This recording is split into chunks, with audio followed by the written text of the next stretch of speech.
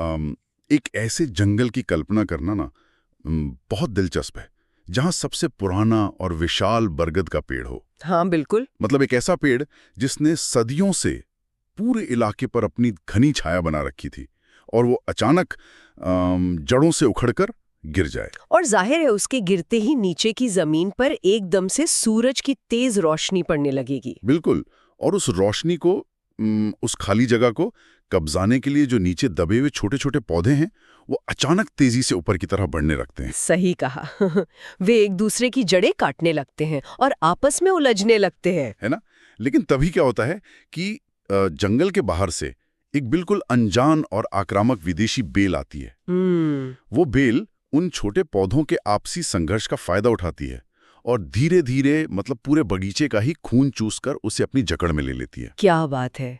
इस पूरे ऐतिहासिक उथल पुथल को समझने के लिए ना इससे बेहतर नजरिया शायद ही कोई हो। हाँ, हमारे पास जो स्रोत और ऐतिहासिक दस्तावेज हैं उनके अनुसार वो जो विशाल बरगद का पेड़ था ना, वो मुगल साम्राज्य था जो 18वीं सदी आते आते अंदर से पूरी तरह खोखला हो चुका था।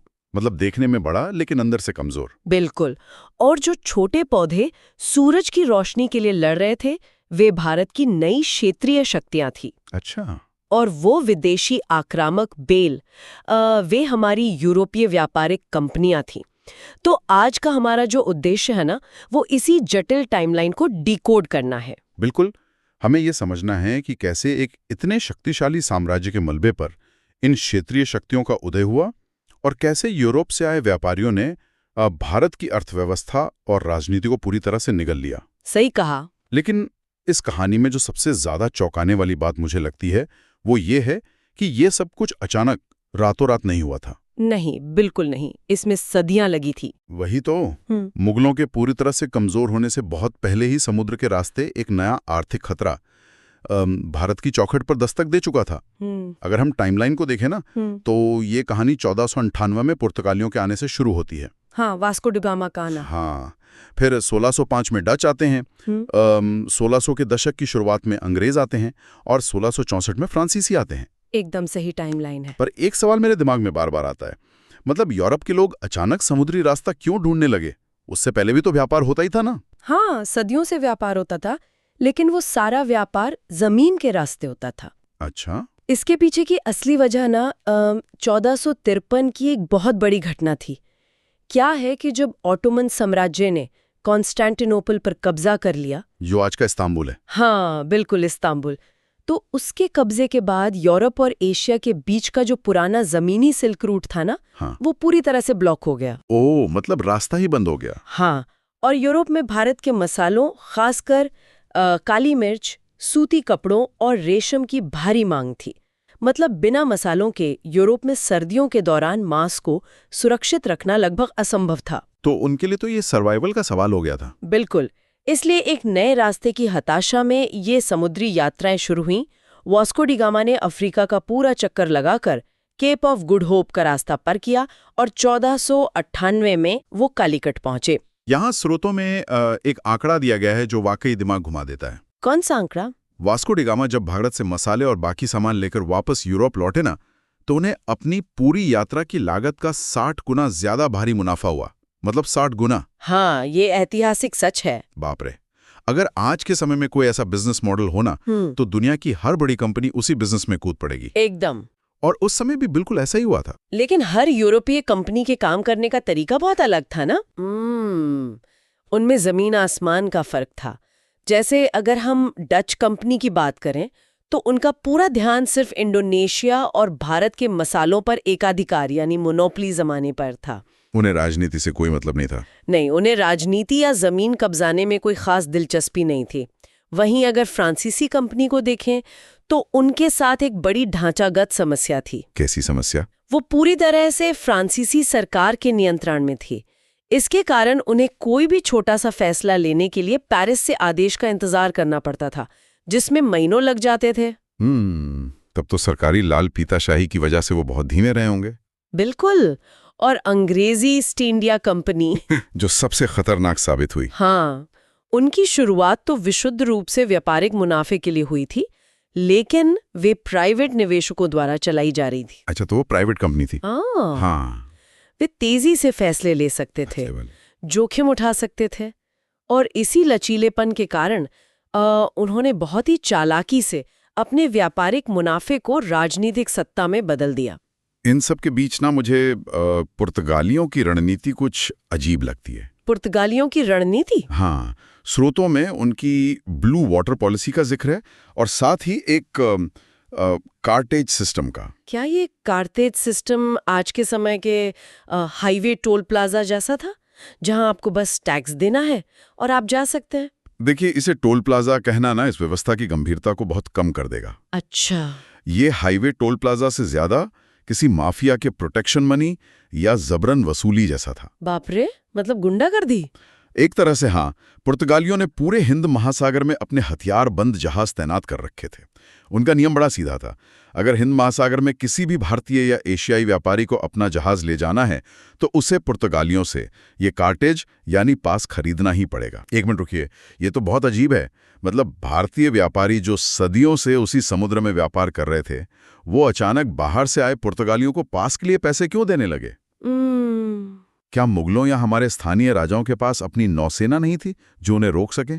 यहीं पे ना एक बहुत बड़ी तकनीकी खाई थी। मुगल जमीन पर तो अजेय थे, उनकी भारी तोपें जमीन पर कहर ढा सकती थीं, लेकिन भारतीय जहाज मुख्य रूप से व्यापार और यात्रियों को ले जाने के लिए बने थे, युद्ध के लिए नहीं। मतलब हमारे जहाज लड़ाकू नहीं थे? नहीं थे। उन जहाज़ों के ढांचे इतने मजबूत ही नहीं थे कि वे भारी तोपों के रिकॉइल यानी पीछे धकेलने वाले झटके को सह सकें। ओह, तो अगर तोप चलाएंगे तो खुद का जहाज ही टूट जाएगा। बिल्कुल। जबकि पुर्तगालियों के जहाज खास तौर पर युद्ध के लिए डिजाइन किए गए थे, जिन पर बहुत भारी तोपें लदी होती थीं। अगर कोई व्यापारी बिना पास के पकड़ा जाता तो पुर्तगाली न सिर्फ सारा माल जब्त कर लेते थे, बल्कि जहाज को डुबो देते थे और नाविकों को मार डालते थे। इस मोनोपोली का जमीन पर रहने वाले आम लोगों और जो स्थानीय बाजार थे, उन पर क्या असर पड़ा? बहुत गहरा असर पड़ा। मतलब जब समुद्री रास्तों पर इतना भारी प्रोटेक्शन मनी और टैक्स देना पड़ेगा, तो जाहिर है ना कि व्यापारी अपना नुकसान आम जनता से ही निकालेंगे। हाँ, वो तो कीमतें बढ़ा देंगे। बिल्कुल। रोजमर्रा के सामानों की कीमत अचानक बहुत बढ़ गई। भारतीय व्यापारियों का अपना मुनाफा कम हो गया, क्योंकि उन्हें कार्टेज खरीदने में भारी रकम खर्च करनी पड़ती थी। इस व्यवस्था ने धीरे धीरे भारत की मजबूत समुद्री अर्थव्यवस्था की कमर तोड़नी शुरू कर दी थी। तो मतलब एक तरफ ये विदेशी कंपनियां समुद्र पर अपनी माफियागिरी चला रही थीं। हाँ। लेकिन जमीन पर सत्ता के मुख्य केंद्र में क्या चल रहा था? जाहिर है मुगल साम्राज्य कोई छोटी मोटी ताकत तो था नहीं। उन्होंने इसे रोकने के लिए कुछ क्यों नहीं किया? इतिहास की असली त्रासदी यही है। जब विदेशी कंपनियां समुद्र से अंदर जमीन की तरफ बढ़ने की तैयारी कर रही थी ना, ठीक उसी समय मुगल साम्राज्य भीतर से ढह था। वो बरगद का पेड़ अंदर से खोखला हो रहा था। बिल्कुल। और ये रहना 1707 में औरंगजेब की मृत्यु के साथ अपने चरम पर पहुंच गया। क्या है कि औरंगजेब ने अपने शासनकाल के आखिरी 25 साल सिर्फ दक्षिण भारत के युद्धों में बिता दिए। 25 साल? हाँ, जिससे साम्राज्य का खजाना पूरी तरह से खाली हो गया। इसके अलावा उनकी जो विवादित नीतियां थीं, उनके कारण मराठे, सिख और जाट लगातार विद्रोह कर रहे थे। तो एक हर तरफ से हमले हो रहे थे। हाँ, और औरंगजेब के बाद जो उत्तराधिकारी आए, वे इतने कमजोर और अक्षम थे कि दिल्ली का दरबार सिर्फ साजिशों का अड्डा बनकर रह गया। साम्राज्य का प्रशासन पूरी तरह से चरमरा गया और सत्ता का एक बहुत बड़ा वैक्यूम पैदा हो गया। तो अगर इसे आज के कॉर्पोरेट स्ट्रक्चर से जोड़कर देखा जाए तो ये एक ऐसी विशाल मल्टीनेशनल कंपनी की तरह है जिसका फाउंडर चला गया है। सही कहा। और अब कंपनी के ही अलग अलग जो रीजनल मैनेजर हैं, वो बगावत करके अपनी खुद की अलग अलग प्रतिद्वंदी कंपनियां खोलने लगे हैं। देखिए, सिर्फ रीजनल मैनेजर ही नहीं, बल्कि स्थिति इससे भी ज्यादा जटिल थी। अच्छा, और क्या हो रहा था? इस सत्ता के खालीपन को भरने के लिए 3 अलग अलग तरह के राज्य उभरकर सामने आए। पहले थे उत्तराधिकारी राज्य, जिन्हें हम सक्सेशन स्टेट्स कहते हैं, जैसे बंगाल, अवध और हैदराबाद। ये आपके रीजनल मैनेजर्स थे। मतलब ये पहले मुगलों के ही हिस्से थे? हाँ, ये मुगल सूबेदार थे, जिन्होंने देखा कि दिल्ली की पकड़ ढीली हो गई है, तो उन्होंने मुगलों से बस नाम मात्र का रिश्ता बनाए रखते हुए खुद को वस्तुतः स्वतंत्र कर लिया। समझ गया। और बाकी 2 तरह के राज्य कौन से थे? दूसरे थे नए विद्रोही राज्य, जैसे मराठा, सिख और जाट, ये वो शक्तियां थीं जिन्होंने मुगल सत्ता के खिलाफ खुलेआम हथियार उठाए और अपना खुद का साम्राज्य स्थापित किया। मतलब ये तो सीधे दुश्मन बन गए मुगलों के। बिल्कुल। और तीसरे थे स्वतंत्र राज्य, जैसे मैसूर, राजपुताना और केरल के कुछ हिस्से। ये वो इलाके थे जहां मुगलों का बहुत गहरा नियंत्रण कभी था ही नहीं, इसलिए जैसे ही दिल्ली कमजोर हुई, ये पूरी तरह स्वतंत्र हो गए। बाप रे, ये तो बहुत सारे अलग अलग पावर सेंटर बन गए। पर एक बात बताइए, क्या इन नई शक्तियों को ये एहसास नहीं हुआ कि बाहर से जो विदेशी कंपनियां आ रही हैं वे एक बहुत बड़ा खतरा हैं? मतलब क्या उन्होंने मिलकर उस विदेशी बेल को उखाड़ने की कोशिश नहीं की? इतिहास में एकता की कमी कितनी भारी पड़ सकती है ना, ये उसका सबसे बड़ा उदाहरण है। ये नई शक्तियां एक दूसरे से ही अस्तित्व की लड़ाई लड़ रही थीं। आपस में लड़ रहे थे? मराठे निजामों पर हमला कर रहे थे, अवध मराठों से आशंकित था और मैसूर अलग ही दिशा में लड़ रहा था। और अंग्रेज क्या कर रहे थे? अंग्रेजों और फ्रांसीसियों ने बस किनारे खड़े होकर इस आपसी फूट का तमाशा देखा और फिर बड़ी चालाकी से एक के खिलाफ दूसरे को हथियार और सैन्य मदद देना शुरू कर दिया। डिवाइड एंड रूल की असली शुरुआत यहीं से हुई। बिल्कुल। तो चलिए इन रीजनल मैनेजर्स यानी जो उत्तराधिकारी राज्य थे उनके अंदरूनी हालात को समझते हैं। अगर हम हैदराबाद और बंगाल की बात करें तो इनकी स्थिरता कैसी थी? हैदराबाद का उदाहरण बहुत ही सटीक है इसे समझने के लिए। इसकी स्थापना निजाम उल मुल्क ने की थी। तो जब तक निजाम जिंदा थे, उनके कड़क नेतृत्व के कारण हैदराबाद बहुत स्थिर और ताकतवर रहा। लेकिन जैसे ही 1748 में उनकी मृत्यु हुई, पूरा सिस्टम धराशायी हो गया। ऐसा क्यों? क्या मुगलों की तरह वहां भी उत्तराधिकार का कोई स्पष्ट नियम नहीं था? एकदम सही पकड़े आप। उत्तराधिकार का कोई नियम नहीं था। कौन गद्दी पर बैठेगा, इसे लेकर निजाम के बेटे और पोते के बीच भयानक गृह युद्ध छिड़ गया। अच्छा, आपस में ही लड़ने लगे? हाँ, और इसी गृह युद्ध ने विदेशियों को अंदर घुसने का रास्ता दे दिया। फ्रांसीसियों ने एक दावेदार का समर्थन किया तो अंग्रेजों ने दूसरे दावेदार का। इस तरह अपनी आपसी लड़ाई जीतने के लिए भारतीय शासक खुद विदेशी सेनाओं को अपने दरबार में बुलाने लगे। ये तो अपने ही पैरों पे कुल्हाड़ी मारने वाली बात हो गई। बिल्कुल। और बंगाल का क्या हाल था? बंगाल के बारे में तो कहा जाता है ना कि वो उस समय का सबसे अमीर और उपजाऊ राज्य था। वहां तो इतनी अस्थिरता नहीं होनी चाहिए थी। बंगाल वाकई बेहद अमीर था। मुर्शीद कुली खान और अलीवर्दी खान जैसे जो नवाब थे, उन्होंने उद्योग और कृषि को बहुत बढ़ावा दिया था। अच्छा। बंगाल से पूरे यूरोप में सूती कपड़े और सिल्क का निर्यात होता था। अच्छा। लेकिन आपको बता दूं, बंगाल की इस असीमित दौलत ने ही अंग्रेजों के लालच को बेतहाशा बढ़ा दिया था। मतलब अमीर होना ही उनके लिए खतरा बन गया। हाँ, और इस टकराव का मुख्य कारण बना एक खास दस्तावेज जिसे दस्तक कहा जाता था। हाँ, इस दस्तक के बारे में श्रोतों में काफी चर्चा की गई है। क्या ये दस्तक किसी कंपनी के वीआईपी एम्प्लॉय डिस्काउंट कार्ड की तरह था, जिसका कंपनी के कर्मचारियों ने गलत इस्तेमाल करना शुरू कर दिया? आपका वीआईपी कार्ड वाला उदाहरण कुछ हद तक ठीक है, लेकिन असलियत इससे कहीं ज्यादा खराब थी। अच्छा, क्या हुआ था असल में? क्या है कि मुगल सम्राट ने अंग्रेजी ईस्ट इंडिया कंपनी को बंगाल में एक निश्चित सालाना रकम के बदले टैक्स फ्री व्यापार करने का एक पास दिया था। यही दस्तक था। पर ध्यान रहे, ये छूट सिर्फ कंपनी के आधिकारिक सामान के लिए थी। तो फिर समस्या कहां से शुरू हुई? समस्या तब शुरू हुई जब कंपनी के कर्मचारियों ने अपना निजी व्यापार यानी प्राइवेट ट्रेड भी शुरू कर दिया। और उस निजी माल को भी वे कंपनी के दस्तक के तहत पास करवाने लगे। इससे नवाब को टैक्स मिलना बंद हो गया। ये तो साफ साफ भ्रष्टाचार है। बात यहीं खत्म नहीं हुई। ये जो लालची कर्मचारी थे ना, ये अपना दस्तक भारतीय व्यापारियों को भारी कीमत पर ब्लैक में बेचने लगे। अरे! जाहिर है, अगर भारतीय व्यापारियों को नवाब को बहुत सारा टैक्स देना पड़ रहा है, तो वे अंग्रेजों से दस्तक खरीदना ही बेहतर समझेंगे। बिल्कुल, लेकिन इससे तो नवाब का पूरा खजाना ही खाली हो जाएगा। एकदम खाली हो गया। और जो ईमानदार भारतीय व्यापारी थे, जो दस्तक नहीं खरीद पा रहे थे, उनका धंधा तो पूरी तरह चौपट हो गया होगा ना? हाँ, नवाब का राजस्व तेजी से गिर रहा था और स्थानीय बाजार पूरी तरह तबाह हो रहे थे। तो जब मीर कासिम बंगाल के नवाब बने, तो उन्होंने अंग्रेजों से इस धोखाधड़ी को रोकने की बहुत गुजारिश की। क्या अंग्रेजों ने उनकी बात मानी? बिल्कुल नहीं। जब अंग्रेजों ने अपनी मनमानी जारी रखी, तो मीर कासिम ने एक बेहद तार्किक लेकिन बहुत ही साहसिक कदम उठाया। उन्होंने दस्तक पर पूरी तरह से बैन लगा दिया होगा। नहीं, उन्होंने उससे भी बड़ा दांव खेला। उन्होंने सभी भारतीय और स्थानीय व्यापारियों के लिए भी व्यापार से सारे टैक्स हटा दिए। अरे वाह! हाँ, अब बाजार में अंग्रेज और भारतीय व्यापारी दोनों एक समान स्तर पर आ गए थे। ये तो बहुत ही स्मार्ट कदम था। मतलब अगर आप टैक्स नहीं दोगे तो मेरे अपने लोग भी टैक्स नहीं देंगे। सबको बराबर का मौका। उन्हें तो मोनोपोली चाहिए थी। बिल्कुल, उन्हें तो बाजार में एकाधिकार चाहिए था। इसी विवाद के चलते तनाव बढ़ा, जो आखिरकार 1764 के ऐतिहासिक बक्सर के युद्ध में जाकर समाप्त हुआ। अच्छा, तो बक्सर का युद्ध इसी वजह से हुआ था? हाँ, लेकिन ये समझना जरूरी है कि बंगाल के पतन का कारण सिर्फ ये आर्थिक विवाद नहीं था। तो और क्या कारण थे? मतलब बंगाल इतना अमीर होकर भी सैन्य रूप से क्यों हार गया? क्योंकि बंगाल के नवाबों ने अपनी दौलत तो बहुत बढ़ाई, लेकिन अपनी सेना के आधुनिकीकरण पर बिल्कुल ध्यान नहीं दिया। सेना पुरानी रह गई। हाँ, वे ये समझ ही नहीं पाए कि यूरोपीय सेनाएं तकनीक और अनुशासन में कितनी आगे निकल चुकी हैं। और इसी सैन्य कमजोरी और अंदरूनी साजिश का सबसे विभत्स रूप दिखा 1757 के प्लासी के युद्ध में। प्लासी के युद्ध में ऐसा क्या हुआ था? नवाब सिराजुद्दौला का अपना जो मुख्य सेनापति था ना, मीर जाफर, वो अंग्रेजों से मिल गया। मतलब युद्ध के मैदान में बिना लड़े ही हार हो गई। एकदम।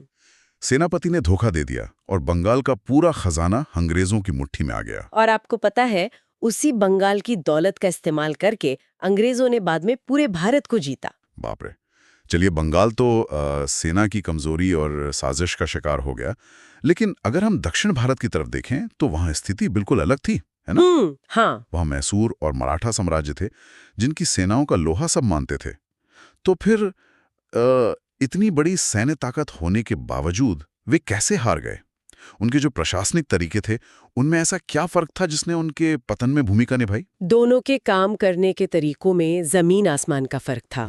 अगर हम मैसूर राज्य की बात करें, विशेषकर हैदर अली और टीपू सुल्तान के शासनकाल की, तो उनका प्रशासन अत्यधिक केंद्रीकृत यानी सेंट्रलाइज्ड और आधुनिक था।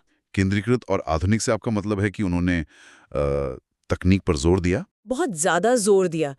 टीपू सुल्तान ने ना बहुत जल्दी ये भांप लिया था कि अंग्रेजों को हराने के लिए पुरानी तलवारों और भाले बर्छों से काम नहीं चलेगा, उन्हीं के तरीके अपनाने होंगे। मतलब अंग्रेजों को उन्हीं के खेल में हराना होगा। बिल्कुल।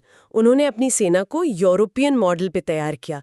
फ्रांसीसी सैन्य विशेषज्ञों की मदद से अपने सैनिकों को आधुनिक इन्फैंट्री ड्रिल सिखाई। यहाँ तक कि उन्होंने मैसूरियन रॉकेट्स का निर्माण किया, जो उस समय दुनिया की सबसे उन्नत तकनीक थी। प्रशासन को सुधारने के लिए उन्होंने नए कैलेंडर लागू किए, नाप तौल के नए मानक बनाए और राज्य द्वारा संचालित व्यापारिक कंपनियां भी शुरू की। तो मतलब पूरा राज्य एक अनुशासित मशीन की तरह काम कर रहा था। एकदम सही। और इसके ठीक विपरीत मराठा साम्राज्य कैसा था? स्रोतों से तो लगता है कि वे बहुत विशाल और ताकतवर थे। विशाल तो वे थे, लेकिन उनका प्रशासनिक ढांचा एक कन्फेडरेसी यानी संघ जैसा था। ये पूरी तरह से विकेंद्रीकृत या डिसेंट्रलाइज्ड था। अच्छा। मराठा साम्राज्य में पेशवा, सिंधिया, होलकर, भोंसले और गायकवाड़ जैसे ताकतवर सरदार शामिल थे। कागजों पर पेशवा इन सब के मुखिया थे, लेकिन जमीनी हकीकत कुछ और ही थी। जमीन पर क्या हो रहा था? ये सभी सरदार आपस में ही वर्चस्व की लड़ाई लड़ते रहते थे। जब भी पुणे में बैठा पेशवा कमजोर पड़ता, बाकी सरदार उस पर हावी होने की कोशिश करते। तो क्या हम ये कह सकते हैं कि मैसूर एक सख्त और अनुशासित टेक स्टार्टअप की तरह है, जहां सारा कंट्रोल एक विजनरी सीईओ के हाथ में है और वो आधुनिक तकनीक का पूरा इस्तेमाल कर रहा है? हाँ, ये तुलना बहुत अच्छी है। जबकि मराठा साम्राज्य एक फ्रेंचाइजी मॉडल जैसा था, जहां अलग अलग ब्रांच के जो मैनेजर हैं वो बाहरी प्रतिद्वंदी से लड़ने के बजाय एक दूसरे की ब्रांच को नीचा दिखाने और आपस में उलझने में ज्यादा दिलचस्पी रखते थे। ये फ्रेंचाइजी मॉडल वाली बात ना स्थिति को बिल्कुल सही स्पष्ट करती है। सिर्फ मराठा नाम का ब्रांड एक था, लेकिन अंदरूनी तौर पर सभी फ्रेंचाइजी मैनेजर अपनी अलग दिशा में भाग रहे थे। और ये सिर्फ प्रशासन तक सीमित नहीं था, सैन्य रणनीति में भी एक बहुत बड़ी खामी थी। कैसी खामी? मतलब मराठे तो युद्ध कला में माहिर माने जाते थे ना? मराठे गोरेला युद्ध यानी छापामार युद्ध में अजेय थे, लेकिन जब बात आमने सामने की मैदानी लड़ाई की आती थी ना, तो उनके पास अंग्रेजों जैसी आधुनिक तोपखाने वाली और अनुशासित पैदल सेना की बहुत कमी थी। अच्छा। मैंने स्रोतों में पिंडारियों के बारे में भी पढ़ा है, जो मराठा सेना के साथ चलते थे।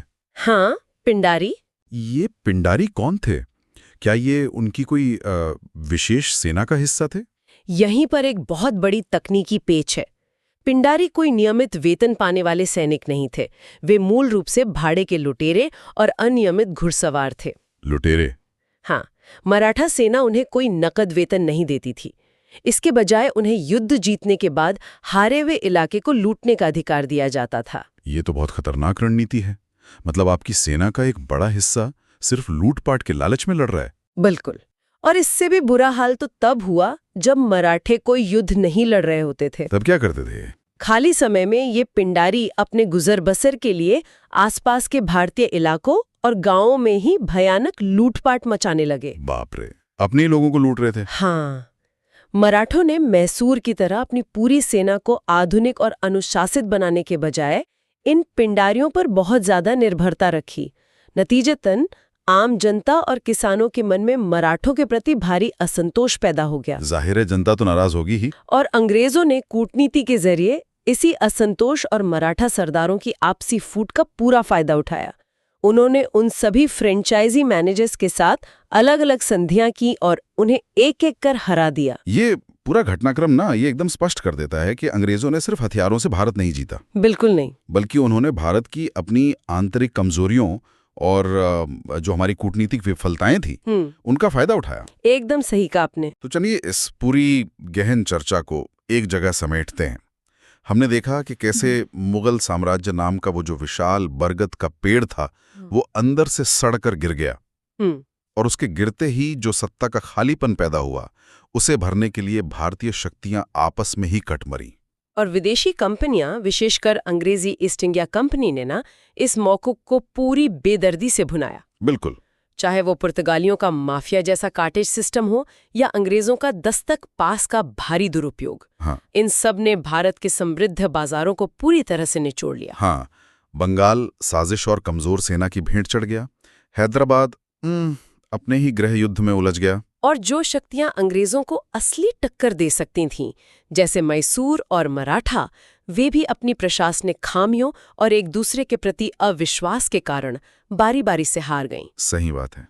अंग्रेजों की बांटो और राज करो की नीति सिर्फ एक नारा नहीं था, बल्कि एक बहुत ही कारगर जमीनी रणनीति थी।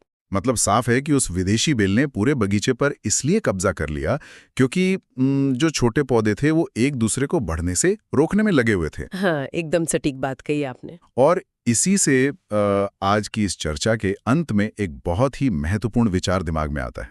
बताइए। ये सोचने वाली बात है कि अगर 18वीं सदी में मराठा साम्राज्य और मैसूर राज्य आपस में लड़ने और अंग्रेजों के साथ अलग अलग संधियां करने के बजाय अपने आपसी मतभेद भुलाकर एक मजबूत और संगठित सैन्य गठबंधन बना लेते तो क्या होता? सच में ये इतिहास के सबसे दिलचस्प सवालों में से एक है। मतलब सोचिए ना, एक ऐसी स्थिति की कल्पना की जा सकती है जहां टीपू सुल्तान की आधुनिक तकनीक से लैस अनुशासित सेना हो और साथ में मराठों की विशाल संख्या और उनका रणनीतिक कौशल एक साथ मिल जाते। क्या तब कोई भी विदेशी व्यापारिक कंपनी भारत में राजनीतिक सत्ता हासिल कर पाती? क्या तब भारत का इतिहास और दुनिया का राजनीतिक नक्शा बिल्कुल अलग होता? बिल्कुल अलग होता। इतिहास में एकता की कमी और दूरदर्शिता के अभाव की जो भारी कीमत हमें चुकानी पड़ी ना, वो आज के समय के लिए भी एक बहुत बड़ा सबक है। इतिहास के पन्नों को पलटते समय उस गिरे हुए बरगद के पेड़ और उस चुपचाप फैलती विदेशी बेल के उदाहरण को हमेशा याद रखना जरूरी है।